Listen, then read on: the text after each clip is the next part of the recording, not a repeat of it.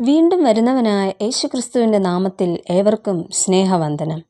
ഇന്നത്തെ വായന ഭാഗം 2 ശമൂവേൽ 13 മുതൽ 15 വരെയുള്ള അധ്യായങ്ങളാകുന്നു.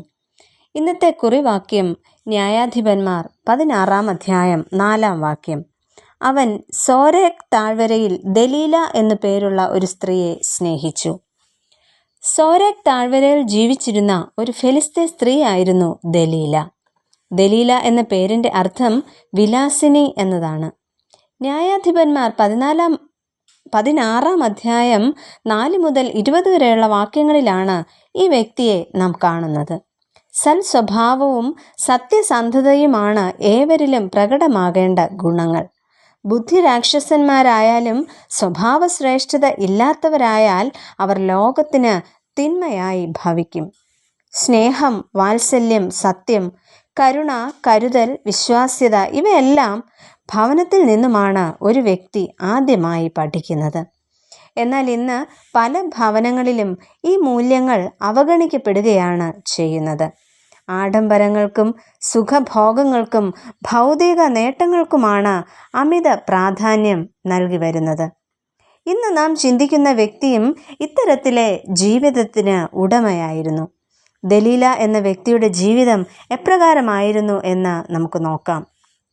ഒന്നാമതായി, ശിംശോന്റെ ശക്തിയുടെ രഹസ്യം മനസ്സിലാക്കാൻ പരിശ്രമിക്കുന്ന വ്യക്തി. ഇന്ന് വിഷം കലർത്താൻ എളുപ്പം സ്നേഹത്തിലാണ്. അവിടെ സംശയത്തിൻ്റെ കയ്പ് ഉണ്ടാകുകയില്ല. ഇവിടെയും അമിതമായ സ്നേഹം നടിച്ച് ശിംശോനെ വശീകരിക്കുന്ന ദലീലയെ നമ്മൾ കാണുന്നു. ശിംശോൻ ആദ്യമൊക്കെ അവളെ പ്രതിരോധിക്കുവാൻ ശ്രമിച്ചുവെങ്കിലും പാപത്തിന് വശംവദനായി മാറുന്നു. പാപത്തിൻ്റെ അനന്തരഫലം വലുതാണ്. അതിലേക്കുള്ള വീഴ്ച അഗാധവുമാണ്. തേൻ പുരട്ടിയ വാക്കുകളേക്കാൾ നല്ലത് ശാസനയോടു കൂടിയ സ്നേഹമാണ്. സദൃശ്യവാക്യം 5 അധ്യായം ഇതിന് നമുക്ക് ഉദാഹരണമാണ്.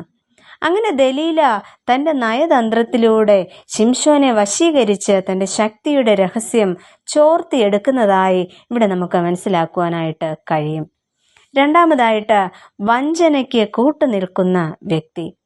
ഫെലിസ്ത്യ പ്രഭുക്കന്മാരോടൊപ്പം 1100 വെള്ളിപ്പണം പറഞ്ഞൊത്ത് വഞ്ചനയ്ക്ക് കൂട്ടുനിൽക്കുന്ന വ്യക്തിയായിട്ടാണ് നമുക്ക് ദലീലയെ ഇവിടെ മനസ്സിലാക്കുവാനായിട്ട് സാധിക്കുന്നത്. എന്നാൽ അതിൽ അവൾ വിജയിക്കുകയും ചെയ്യുന്നു. അതിൻ്റെ ഫലമായി അതിശക്തനായ മനുഷ്യനെ 2 കണ്ണും കുത്തിപ്പൊട്ടിച്ച് ദാഗോന്റെ ക്ഷേത്രത്തിൽ കുരങ്ങ് കളിക്കപ്പെടുന്ന അതിദയനീയമായ അധപതനത്തിലേക്ക് എത്തിക്കുന്നു.